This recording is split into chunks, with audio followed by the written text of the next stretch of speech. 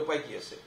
কংগ্ৰেছক তেল মাৰিবই লাগিব আমি কংগ্ৰেছত যেতিয়া আছিলো যুৱৰাজক তেল নামাৰ গছৰ একদম তেল মাৰিছিলো আমি সেইটো আপত্তি কৰিবলগীয়া কি আছে তেতিয়া কংগ্ৰেছত আছিলো তাৰ সিস্টেমটো তেনেকুৱা কমলক্ষ্য আমি কৈছো নাই যে ভাৰতীয় জনতা পাৰ্টিত কাকো তেল মাৰিব নালাগে ইয়াত আপুনি কাম কৰক কাৰ্যকৰ্তা হিচাপে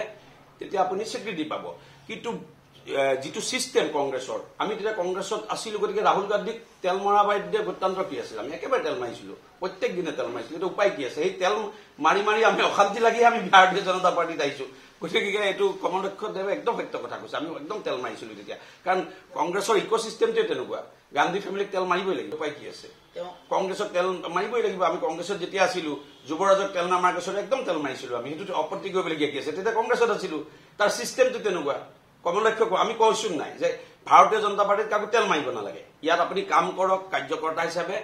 তেতিয়া আপুনি স্বীকৃতি পাব কিন্তু